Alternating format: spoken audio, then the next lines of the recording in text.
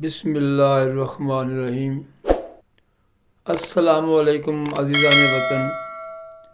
اس وقت آپ دیکھ رہے ہیں یوٹیوب پہ channel life lines with Khizar بابا، قوم کی خدمت میں بھلائی کی بات، لائف لائنز ود خضر بابا کے ساتھ آپ کا میزبان ملک خضر حیات آپ کی خدمت میں، آپ کے پیش آپ کے ساتھ ساتھ ہم وقت کوشاں اور آپ کے لیے ہم وقت دعا گو۔ عزیزان وطن، اس وقت میں آپ سے جو ایک ویڈیو شیئر کر رہا ہوں، یہ ایک واقعہ ہے اور بڑا خوبصورت واقعہ ہے، سمجھنے والا واقعہ ہے اور یادگار واقعہ ہے اور ذہین لوگوں کا واقعہ ہے۔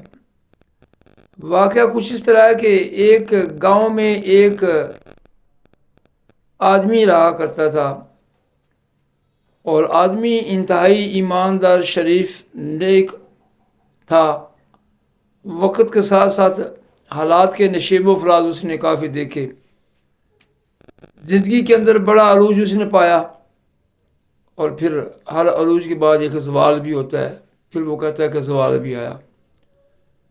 جب عروج آیا تو وہ کہتا ہے کہ میں نے اپنے بیٹے اور بیٹی کی شادی کی، اور الحمدللہ میں نے اپنی بساط کے مطابق ان کی شادی بڑی خوبصورت انداز سے کی اور بڑا خوبصورت سامان بھی ان کو میں نے دیا۔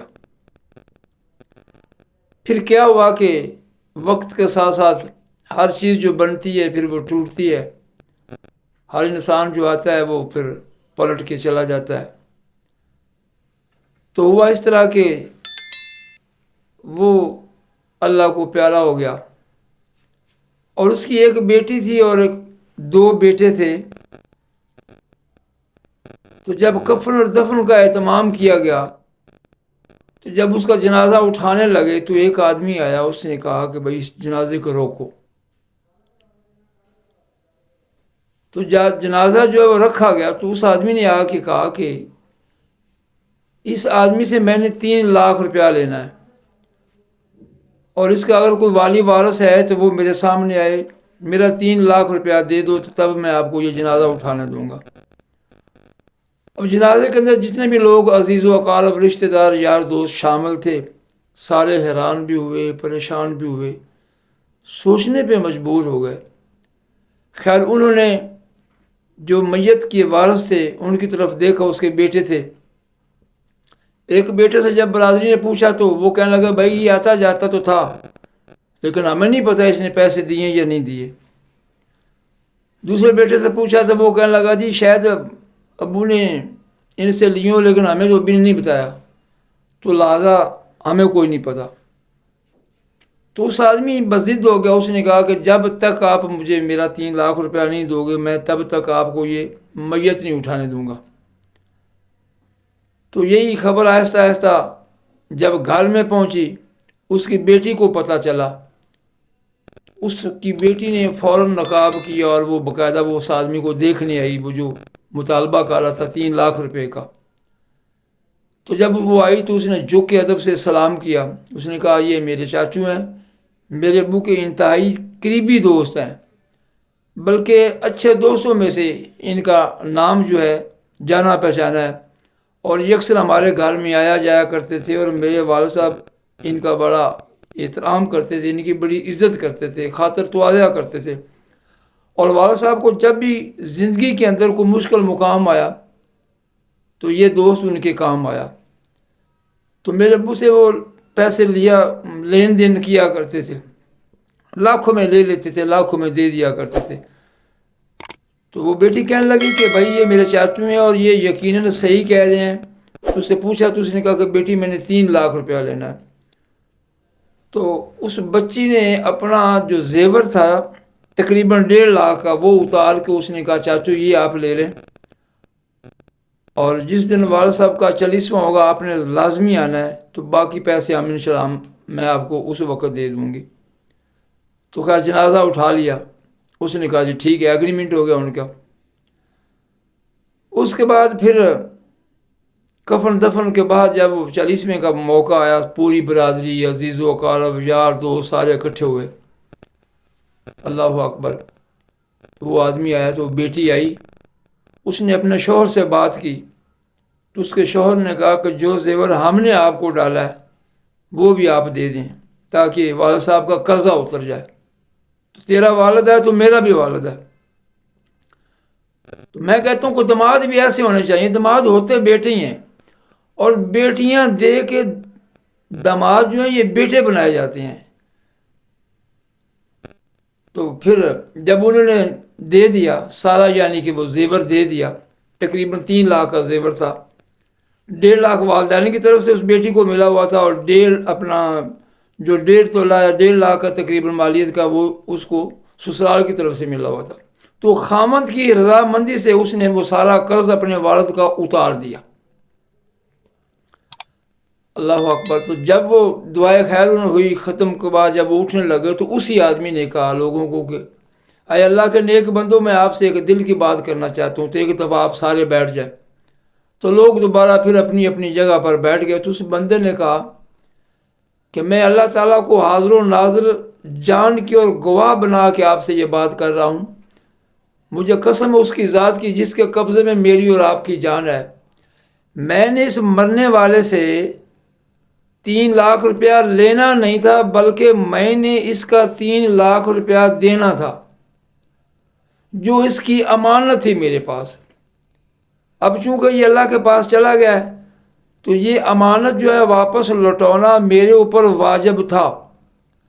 تو اس لیے اب میں سوچ رہا تھا کہ یہ میں کس کو واپس لوٹاؤں، بیوی تو اس کی اللہ کے پاس چلی گئی ہے، خود یہ بھی اللہ کے پاس چلا گیا، اب 2 بیٹے اور 1 بیٹی ہیں۔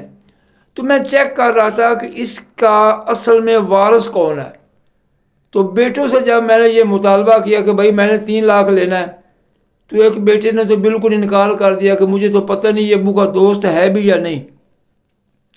دوسرے بیٹے نے کہا بھی میری شادی پہ شاید اس نے کوئی لین دین کیا ہوگا، ہمیں ابو نے نہیں بتایا، لہٰذا ہمیں نہیں پتہ، ہم نہیں اس کو جانتے۔ یعنی دونوں انکار ہو گئے۔ تو قربان جاؤں اس آدم کی بیٹی کے، ہوا کی بیٹی کے، اس نے وہی آنکھیں رکھی، وہ ایک بیٹیوں کی طرح بڑے ادب کے ساتھ آئی، جھک گئی، جھک کے ادب سے سلام کیا، پھر اس نے کلام کیا، حال احوال پوچھنے کے بعد اس نے اس کی ساری بات سنی، اور اس کی ہر بات کو اس نے کہا کہ بالکل آپ سچ فرما رہے ہیں، اور یقیناً ابو نے آپ سے پیسے لیے ہوں گے۔ تو بیٹی نے زیور اتار کے دے دیا، اور خامند کو اعتماد میں لے کے، یعنی کہ باقی سسرال والا زیور بھی دے دیا۔ تو تب اس بندے نے کہا کہ یہ 3 لاکھ میں نے دینا ہے تو یہ آپ لے لیں۔ تو عزیزان وطن، اس کے اوپر نتیجہ یہ نکالنا چاہ رہا ہوں کہ بیٹی جو ہے وہ بیٹوں سے سبقت لے گئی، بیٹی جو ہے محبت میں بھی آگے اور پیار میں بھی آگے، اور ایک اس نے ایسا رول ادا کیا ہے کہ واقعی والدین جو ہیں وہ بیٹیوں سے زیادہ محبت کیوں کرتے ہیں، اسی وجہ سے کرتے ہیں۔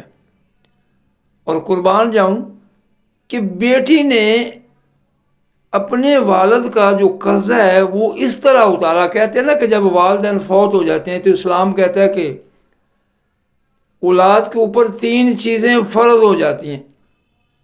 سب سے پہلی تو فرض یہ ہے کہ اس کے ذمے جو قرض ہے، جب تک وہ قرض ادا نہیں ہوگا تب تک مرنے والے کی بخشش نہیں ہوگی۔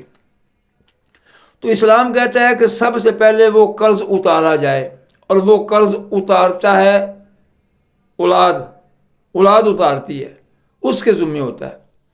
اور دوسرا جو ہے، یعنی دوسرا اس کے اوپر یہ لازم ہے کہ اس کو پڑھ کے بخشنا۔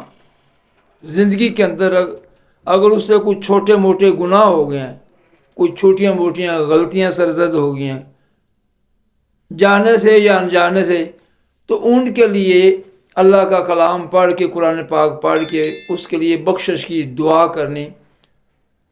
اور تیسرا فرمایا کہ جو اس کے عزیز و اقارب ہیں یا اس کے بہن بھائی رشتہ دار ہیں، ان کے ساتھ تعلق اور روابط کو اسی طرح قائم دائم رکھنا جس طرح اس نے زندگی میں رکھا ہوا تھا۔ تو اس بیٹی نے اتنی حیا کیا، اتنی محبت کی، اتنا وہ خوش ہوئی کہ میرے یہ ابو کا دوست ہے اور مجھے والد کی طرح لگا ہے۔ تو عزیزان وطن اللہ تعالیٰ شعور کی دولت نصیب کرے۔